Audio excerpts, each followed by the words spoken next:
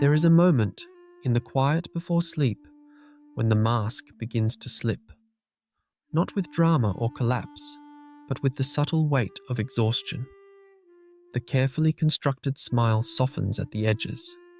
The confident posture yields to the body's honest weariness. And in that space between waking and dreaming, we catch a glimpse of what lies beneath. Imagine standing before a mirror that has been struck, but not shattered. The glass holds together, but fractures radiate from a central point of impact. Your reflection appears not as one image, but as many. Fragments of face and form, each showing a different version of you. The confident professional in one shard, the anxious child in another, the lonely soul in a third, all coexisting in the same frame, separated only by thin lines of broken glass. This is the psychology of the shattered mask. Not a complete breakdown, but a fragmentation. The self divided not by trauma, but by the daily practice of hiding. We build these masks not out of deception, but survival. They begin as protection, as armor against judgment and rejection. But over time, the armor becomes the prison. The protection becomes the isolation. What happens when the mask we wear to face the world begins to show cracks? When the carefully maintained facade reveals the fractures within? And what trembles in the silence when we finally dare to look at our own reflection, not as we wish to be seen, but as we truly are?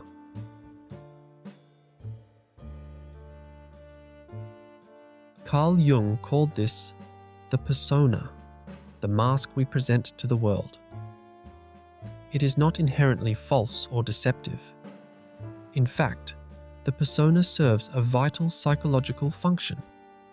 It allows us to navigate social realities, to function in relationships and careers. It is the social self, the version of us that knows how to behave appropriately. But when the persona becomes too rigid, when it becomes the only self we acknowledge, trouble begins. The paradox of the mask is that it both protects and imprisons. It shields our vulnerabilities from the world's harsh gaze. But it also separates us from our authentic experience. We learn to perform competence when we feel incompetent. We show strength when we feel fragile. We offer comfort when we need it most. This is where repression enters the psychological landscape. Repression is not merely forgetting. It is an active psychological process of pushing unacceptable thoughts, feelings, and memories out of conscious awareness. The parts of ourselves that don't fit the mask, the anger, the fear, the neediness, the imperfections, get exiled to the unconscious. They don't disappear. They gather in the shadows, forming what Jung called the shadow self. The shadow contains everything we refuse to acknowledge about ourselves, the qualities we judge as weak, shameful, or unacceptable. But here's the psychological truth. What we repress doesn't vanish. It manifests in other ways, in sudden outbursts of anger that seem disproportionate to the situation, in chronic anxiety that has no clear source, in patterns of self-sabotage that mystify even us. The fragmented identity emerges when the persona and shadow become too disconnected. When the mask we wear bears little resemblance to the self we've hidden away. This fragmentation isn't about multiple personalities. It's about the psychological distance between who we present and who we actually are, between the curated self and the authentic experience. The fear of the fractured self is not fear of madness. It is fear of exposure, of being seen without the mask, of discovering that the person beneath might not be worthy of love or acceptance. This fear keeps the mask in place, even as it cracks under the strain of authenticity's quiet rebellion.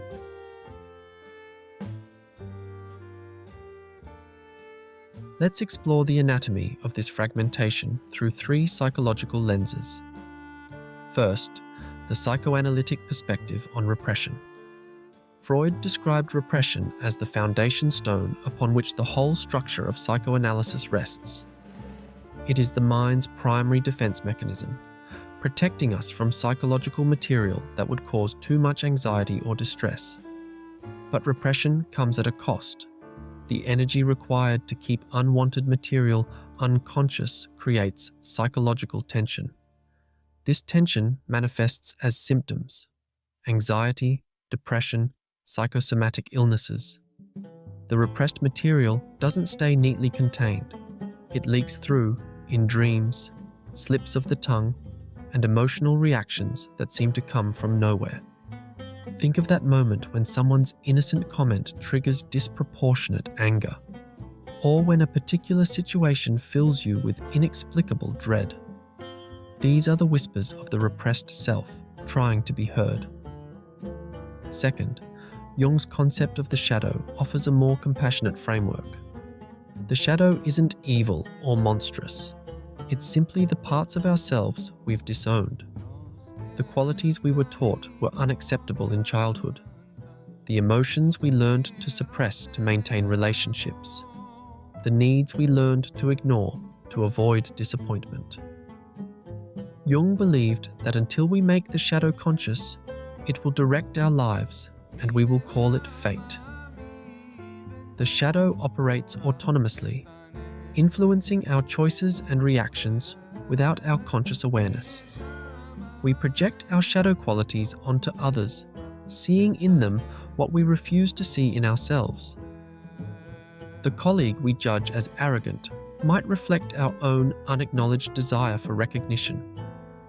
The friend we see as needy might mirror our own hidden longing for connection.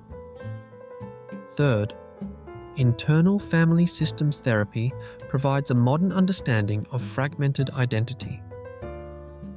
IFS proposes that the psyche is naturally multiple, composed of various subpersonalities or parts. These parts develop in response to life experiences, each with its own perspective, emotions, and memories. Some parts become protectors: the achiever, the pleaser, the perfectionist, who work to keep us safe. Other parts become exiles, the vulnerable, wounded aspects that hold our pain and fear. The fragmentation occurs when these parts become polarized or disconnected from each other. When the protector parts work so hard to keep the exiles hidden that they create rigid patterns of behavior. The perfectionist part might drive relentless achievement to prove we're worthy. The pleaser part might sacrifice our needs to ensure we're liked. All while the exiled parts, the scared child, the angry teenager, the lonely soul, remain buried and unheard. This psychological fragmentation creates what psychologists call cognitive dissonance. The discomfort we feel when our actions don't align with our authentic values. When we say yes, but mean no. When we pretend confidence while feeling terrified. When we perform happiness while carrying sadness. The mask becomes necessary to bridge this internal divide. It allows us to present a coherent self to the world, even when we feel anything but coherent inside. But the energy required to maintain this coherence is immense. It's like holding multiple conflicting realities simultaneously, being competent and feeling incompetent, appearing strong and feeling fragile, showing confidence and experiencing doubt. The cracks in the mask appear when this psychological strain becomes too great, when the energy required to maintain the facade exceeds our resources. This is often mistaken for weakness or failure, but it might be the beginning of healing. The first signs that integration is possible. That wholeness might be waiting on the other side of our fear.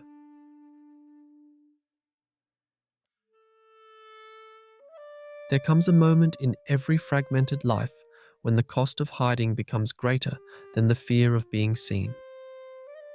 This is the turning point. Not a dramatic epiphany, but a quiet realization that settles in the spaces between thoughts. The understanding that the mask, while protective, has also been isolating. That the very thing meant to keep us safe has kept us from genuine connection. This is where psychology meets compassion, where we shift from analyzing the problem to understanding the person experiencing it. The fragmented self isn't broken, it's adaptive. Every part that seems disconnected served a purpose once. The perfectionist protected us from criticism. The people pleaser ensured we weren't abandoned. The achiever proved we were worthy of love. Healing begins when we stop fighting these parts and start listening to them. When we approach our own fragmentation not as failure, but as evidence of survival. Each fractured piece contains wisdom about what we needed to feel safe, loved, and accepted. The fear of the fractured self begins to dissolve when we realize that integration doesn't mean eliminating parts of ourselves. It means welcoming them home. The angry part has important boundaries to teach us. The vulnerable part knows our deepest needs. The fearful part holds ancient wisdom about protection. This is the emotional alchemy of shadow work, transforming what we judged as weakness into sources of strength, discovering that our sensitivity isn't a liability, but a capacity for deep feeling, that our need for connection isn't dependency, but the essence of our humanity. The reflection in the cracked mirror begins to make sense. The fragments aren't evidence of brokenness, but facets of a complex whole. The professional, the child, the artist, the caregiver, all are authentic expressions of the same self, just experienced at different times, in different contexts, with different needs. This understanding brings a profound shift in how we relate to ourselves. We move from self-criticism to curiosity, from judgment to compassion, from trying to fix ourselves to simply being with ourselves. The internal war begins to quiet. The energy once spent maintaining the mask becomes available for living.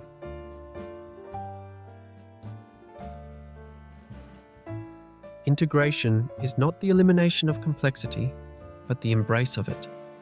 It is learning to hold multiple truths simultaneously, that we can be both strong and vulnerable, competent and learning, independent and needing connection. The mask doesn't disappear in integration, it becomes transparent. We still have social selves, professional selves, relational selves, but they are no longer disconnected from our authentic experience.